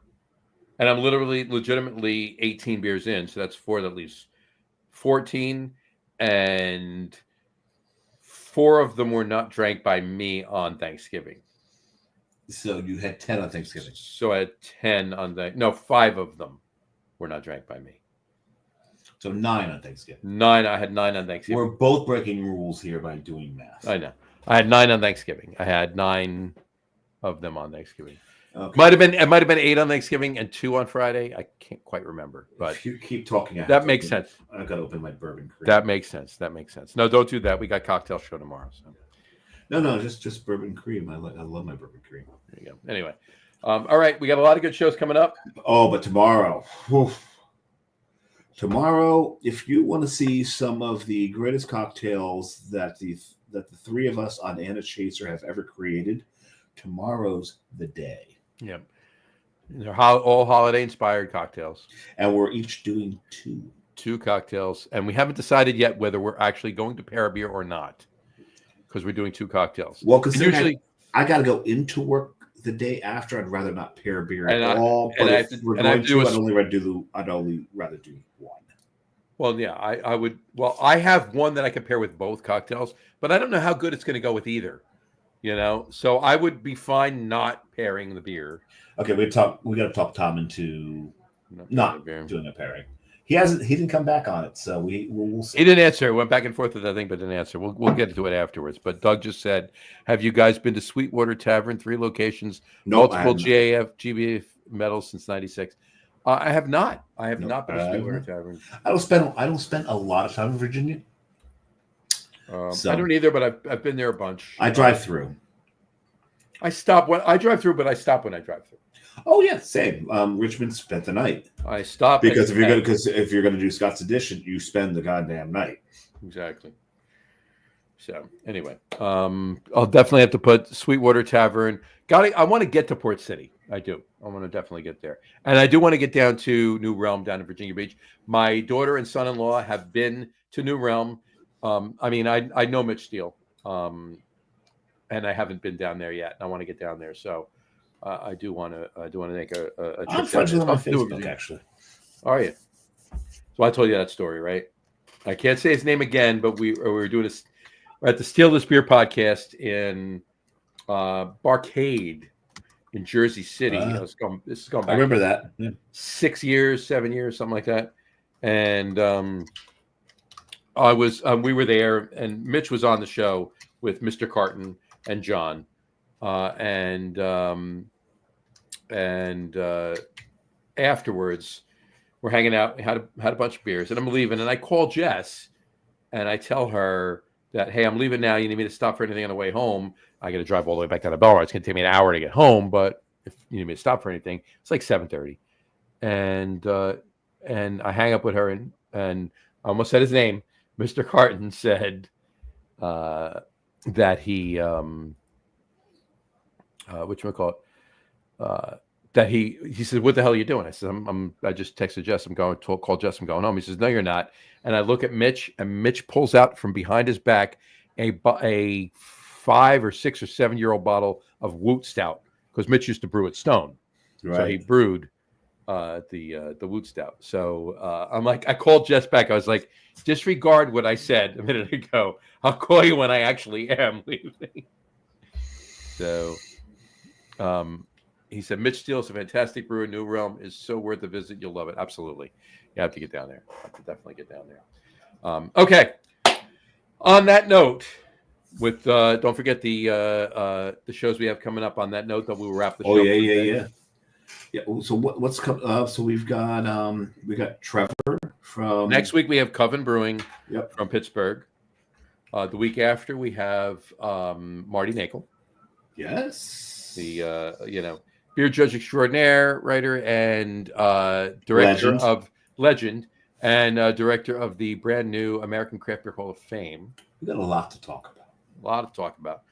It was on Rod's show actually a couple weeks ago, and then after that we have Tony Drury and your brother on our annual Christmas week show. And my brother just celebrated 25 years of Merrill Lynch, so we've got this corporate stooge.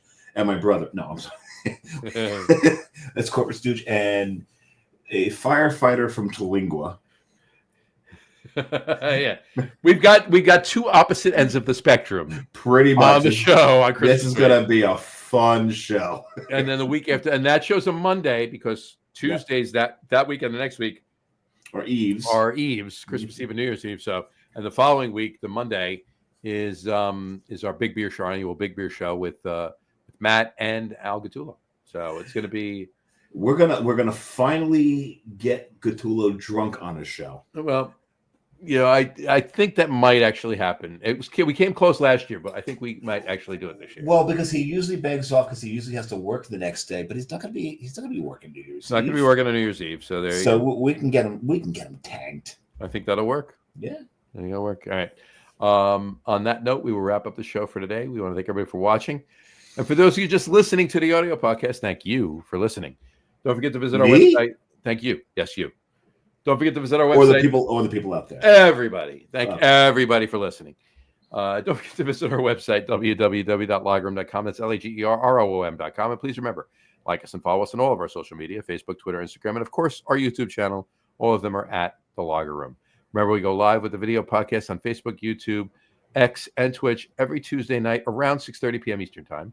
And for those of you who just want to listen to the audio podcast, you can do so on our audio host, Spreaker, as well as iHeartRadio, Apple Podcasts, Spotify, Odyssey, Audible, Google Podcasts, Amazon Music Podcasts, TuneIn Podcast, Addict, CastBox, Deezer, Podchaser, Listen Notes. Pretty much anywhere you can find an audio podcast, you will find the Lager Room Guys Craft Beer Podcast. That was actually kind of impressive, the speed you did that. Thank you. I used to do disclaimers for radio commercials without having to edit it and time compress it. I just did them straight on. Did you ever do auctions? That I never did. I never did. Yeah. And if you haven't done so already, please subscribe to one or more of those feeds and you will never miss a show. Again, thanks for following along with us. Have a great rest of your week. Continue to have a wonderful holiday season. All right. Because we are in the holiday season. Because we are in the middle of the holiday season. See, it's the holiday season. It says it right there in my. It's the holiday season. The holiday season. And Hickory Dock. Don't forget to hang up your sock. Okay. Sock. Yes, sock. Okay. There's a Valby version that's a little different. I know. I'm aware. There you go. Anyway, have a wonderful week, a better weekend. Drink a lot of beer, but drink responsibly. And we will talk to you next week, folks. And don't forget, tomorrow night, Enter Chaser on Facebook, 6:30 p.m. Eastern Time. Maybe even a little earlier tomorrow night, since we have 2 cocktails to get through. So maybe we'll do 6. I have no problem going a little earlier. Yeah, so maybe we'll do 6-ish. But pay attention to it, and we will talk to you then, folks. Take care. Cheers. Cheers.